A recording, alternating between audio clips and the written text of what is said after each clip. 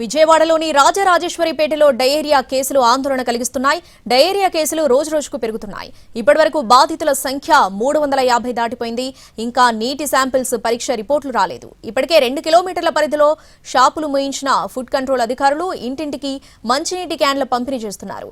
ప్రతి ఇంటికి శానిటైజేషన్ కిట్లను అందిస్తున్నారు.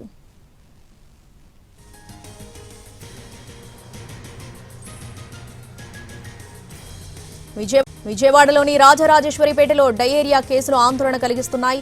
దీనికి సంబంధించి పూర్తి అప్డేట్స్ మా ప్రతినిధి రాము లైవ్ లో అందిస్తారు. రాము, రోజు రోజుకు కేసుల సంఖ్య పెరుగుతుంది. ఇంకా నీటి శాంపిల్స్ పరీక్షల రిపోర్టులు రానట్టుగా తెలుస్తుంది. ఎప్పుడొస్తాయి రిపోర్ట్స్, డీటెయిల్స్ ఏంటి?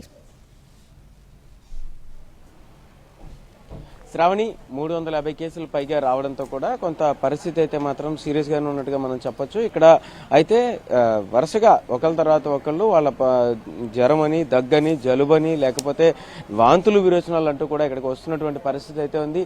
మనం చూడొచ్చు, మెడికల్ క్యాంపును అయితే కొనసాగిస్తున్నారు. మెడికల్ క్యాంప్ వద్ద సిబ్బందిని కూడా కంటిన్యూ చేస్తున్నటువంటి పరిస్థితి అయితే ఉంది. మందులు, అన్ని రకాల అవసరాలను కూడా ఏవైతే రిక్వైర్మెంట్స్ ఉంటాయో వాటన్నిటిని కూడా అందుబాటులో ఉంచినటువంటి పరిస్థితి అయితే మనకి ఇక్కడ చాలా క్లియర్ గా కనిపిస్తుంది. అలాగే లోపల అంటే మెడిసిన్ కి సంబంధించి దీనికి ఎవరైతే ట్రీట్మెంట్ కోసం వస్తారో వాళ్ళందరికీ కూడా ఇక్కడ ప్రాథమికంగా చికిత్స చేయడం అయితే జరుగుతుంది. దాని తర్వాత వాళ్ళందరినీ కూడా ఎక్కడైనా సీరియస్ కేసు అయితే కనుక ఉంటే వాళ్ళని ప్రభుత్వ ఆసుపత్రికి తరలించేటటువంటి పరిస్థితి అయితే ఉంటుంది. ఎప్పుడు తీసుకొచ్చారమ్మా? దేని గురించి తీసుకొచ్చారు? మార్నింగ్ తీసుకొచ్చామన్నా. మార్నింగ్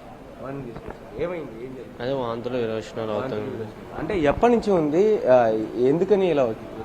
ఎప్పటి నుంచి కాదు, మార్నింగ్ నిన్న ఎర్లీ నైట్ స్టార్ట్ అయినట్టే అనిపించింది. అందుకు కొంచెం కాళ్ళ నొప్పులు కూడా ఉన్న ద్వారా తీసుకొచ్చి చూపిస్తున్నాం. ఇంకా ఏం లేదన్నారు, చెక్ చేస్తున్నారు. సో అది పరిస్థితి. ఒక పరిస్థితి అయితే అలాగుంది. ఇక్కడైతే మాత్రం పేషెంట్స్ కి ట్రీట్మెంట్ అయితే కొనసాగుతున్నటువంటి పరిస్థితి అయితే ఉంది. ఇక్కడ డాక్టర్లు కూడా కంటిన్యూగా వాళ్ళకి ట్రీట్మెంట్ అందిస్తున్నటువంటి పరిస్థితి అయితే మనం చూడొచ్చు. వాళ్ళకి సంబంధించి కూడా పూర్తిగా అన్ని రకాల వాళ్ళకి కావాల్సినటువంటి రిపోర్ట్స్, వాళ్ళు ఏమైనా రిపోర్ట్స్ వచ్చాయా అనే విషయాన్ని కూడా తెలుసుకుంటున్నటువంటి పరిస్థితి అయితే ఉంది. డాక్టర్ గారు, ఏమైనా రిపోర్ట్స్ ఏమైనా వచ్చాయి ఇప్పటిదా? ఏం రిపోర్ట్స్? నీటికి సంబంధించి అక్కడ ఒకసారి అయితే ఇప్పుడు ఎలా పేషెంట్స్ కండిషన్? పేషెంట్ కండిషన్ పర్లేదు, ఫ్లో అయితే తగ్గింది. ఇంకొంచెం జాగ్రత్తలు తీసుకుంటే సరిపోతుంది వాళ్ళు బయట ఫుడ్స్ ఏం తినకుండా. సో ప్రెసెంట్ ఉన్న పరిస్థితుల్లో మొదటి రోజు కంటే కూడా కొంత ఫ్లో తగ్గిందని అయితే మాత్రం డాక్టర్ చెప్తున్నారు. అయితే నీటి శాంపుల్స్ పరీక్షలు రిపోర్ట్లు మాత్రం ఇంకా రావాల్సిన పరిస్థితి అయితే ఉంటుంది. అయితే ఇక్కడైతే మాత్రం మెడికల్ క్యాంప్ను అయితే ఇంకా కొనసాగిస్తున్నారు. దానికి సంబంధించినటువంటి మందులు కానీ, అంటే ఏవైతే జ్వరానికి కావచ్చు, వాంతులు విరోచనాలు కావచ్చు, వాటి అన్నిటికీ సంబంధించినటువంటి మెడిసిన్ మొత్తం అంతా కూడా అందుబాటులో ఉంచుతున్నటువంటి పరిస్థితి అయితే ఉంది. అలాగే డిఎంహెచ్ఓ కంటిన్యూగా ఇక్కడే ఉండి మొత్తం పరిస్థితిని అంతా కూడా సమీక్షిస్తున్నటువంటి పరిస్థితి అయితే ఉంది. అలాగే వైద్య అధికారులు, అలా మున్సిపల్ అధికారులు అందరూ కూడా ఇక్కడ రెగ్యులర్ గా వచ్చి వాచ్ చేస్తూ అక్కడ ఉండేటటువంటి పరిస్థితిని అయితే మాత్రం గమనిస్తున్నారు. అయితే దీనికి సంబంధించి డిఎంహెచ్ఓని కూడా అడిగే ప్రయత్నం అయితే చేద్దాము. డిఎంహెచ్ఓ దగ్గరికి వెళ్తున్నాం. ఇప్పుడు డిఎంహెచ్ఓ కూడా దానికి సంబంధించి పూర్తి స్థాయి రిపోర్ట్స్ ను కూడా ఆవిడ పరిశీలిస్తున్నటువంటి పరిస్థితి అయితే ఉంది. ఆవిడ దగ్గరికి మనం ఇప్పుడు వచ్చాము. మేడం, చెప్పండి, ఎట్లా కేసెస్ కండిషన్ ఎలా ఉంది? ఎన్ని కేసులు ఇప్పటిదాకా వచ్చి ఉండొచ్చు? ఎన్ని కేసులు వచ్చి ఉంటాయి మేడం?